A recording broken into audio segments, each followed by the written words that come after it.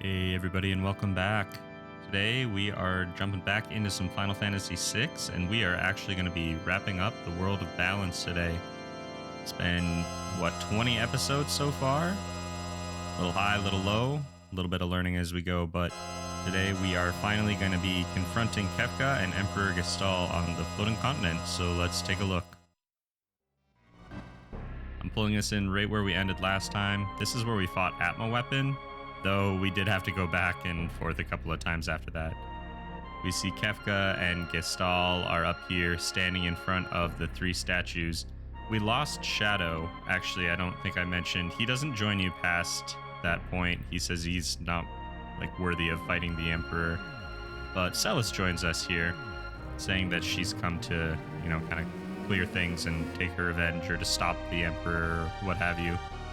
And yeah, she's going to try and do it the diplomatic way, which doesn't go super well. She gets thrown to the side, and then the other members of our party are kind of chained to the ground magically, maybe. I'm not exactly sure what the implication is with that spell, if it's like a paralysis or something. But Gestahl wants Celis to join him, very Star Wars. We learn that she was given this power to basically be Gestahl's right-hand man kind of thing, along with Kefka. And Kefka wants her to take a sword and essentially do us in. And she grabs the sword and seems to contemplate. She walks over to her friends. I think it's fitting that we had Terra in the party here because they're kind of like a foil to each other.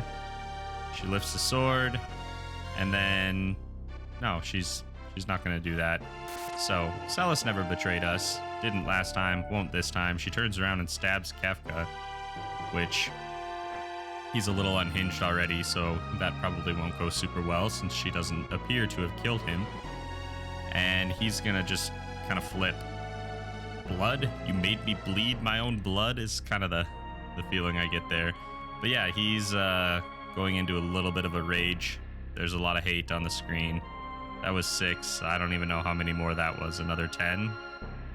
So 17 hates. That's so many hates. Well, so Kefka's always been a little messed up in the head, and now he's going to try and use the power of the goddess statues to do something bad, I'm sure. It seems like they're into it, though. There's a little bit of a reaction from the magic of the goddess statues, and Kefka's trying to command them. Even Gestahl is like, I wanted to rule this world, not blow it up, so you just chill. And then we get into a little fight scene here with Gestahl and Kefka. And we finally get to see what Gestahl can do. He's supposed to be a powerful mage. He's going to put Kefka to sleep, the power that Kefka himself unleashed. So let's see how that goes. I want to see what kind of spells Gestahl has to use here. Fire 3. Okay, that's pretty cool. We don't have that one yet. Yeah, that didn't do anything. Kefka's over there wagging his finger. What else you got? Flare? We've seen that one. That one wasn't even that bad. We just had wall rings on. No big deal. Still nothing, though. So what's going on, Gestahl? Why isn't my magic working?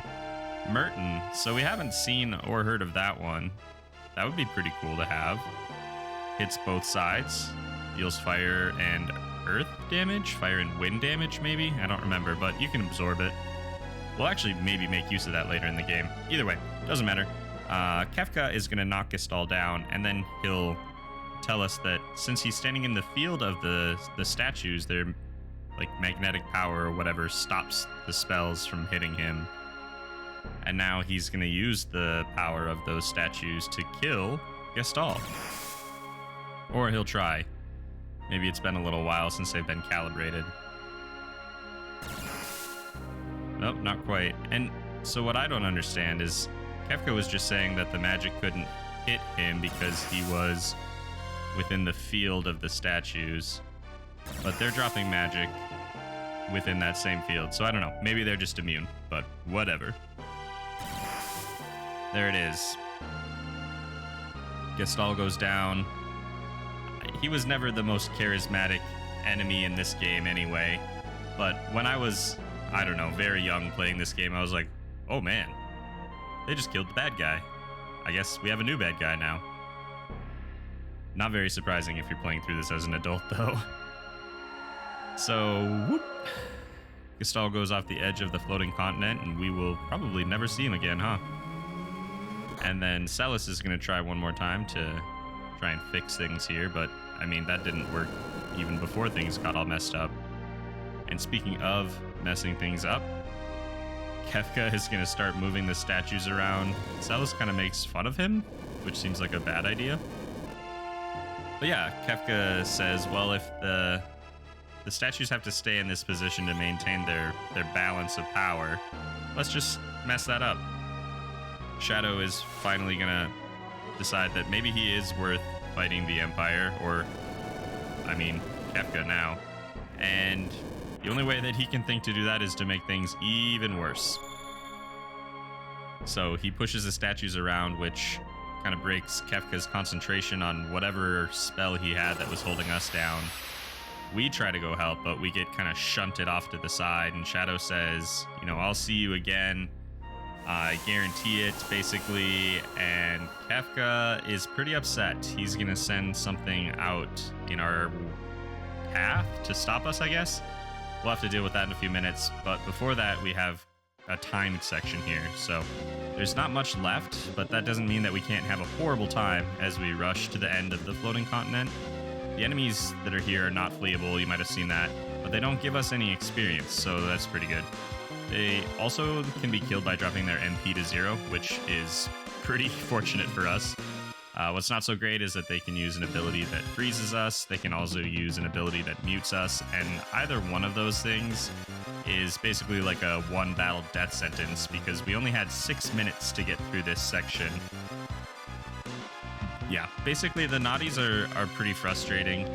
In a normal playthrough, they're actually not super strong. You can drop them with some concentrated attacks, but we have to rely on some underhanded methods to get through here.